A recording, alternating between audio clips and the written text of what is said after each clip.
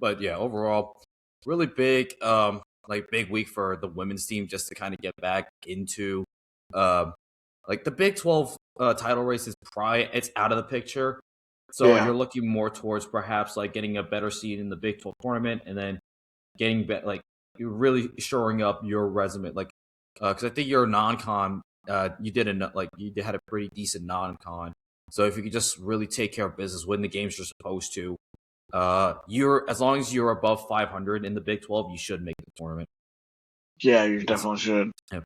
And to give a quick outline of what the rest of the season looks like for the ladies, Wednesday they will travel to Lubbock, Texas, to take on number 21 Texas Tech, who is 20-2 and 7-2 on the year. So a really impressive year out of the Lady Raiders.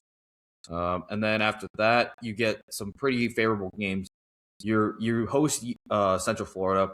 You then take a road trip out to Utah to take on the Utes and BYU. You then host, and then you do host Kansas State, and Kansas State isn't the same Kansas State as years past. They aren't the same team, but I will have these two games circled versus Arizona State, because they've got the head coach who was previously at Grand Canyon, Molly Miller, who's got Arizona State to their best start in I believe a long time. They're 17-4, so I'm excited for that. And then you're on the road at number 12 TCU. You host, and then senior day you host Oklahoma State, and then you're at Kansas State to end the regular season. So you have two more opportunities to get a ranked win. And now I think with this past week, that Texas Tech game, I was scared during the losing skip, but now it's like you have a fighting chance. I think you have a fighting chance to beat Texas Tech. And especially if you play like the Arizona game and you spread out the scoring, yeah, they can definitely beat anybody if you play balanced like that. Mm-hmm. Yeah, and then you just as long as you're able to really just take care of the basketball, that will be something to look forward to. But yeah, I think the confidence is back with the women's team, and I'm glad that they were able to get through this. And I think maybe this was a challenge that was tough, and I was disappointed. But I mean, you think about it now, you figured out how to play without Addy Brown, because I think you knew what you got out of Addy Brown, and she provided you so much. So it was tough for the ladies to really adjust to playing basketball without her. But I think this may be for the better, because now you're seeing the team is challenged and forced to play different styles of offense.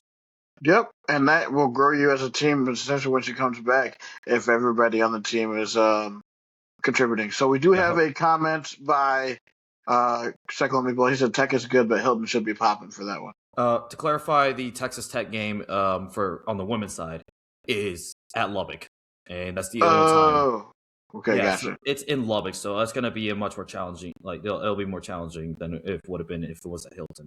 I think it's safe to say after the last time Texas Tech, the Ladies Raiders, the Texas Tech visited Hilton Coliseum, I have some friends who went there. I don't think they want to come back anytime soon. Right. Nah, yeah, they definitely don't want to come back anytime soon.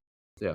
So, going from the women's basketball team, we go to the men's team, who also won 2 straight, and they got back into winning ways after losing 2 straight at Kansas and at Cincinnati.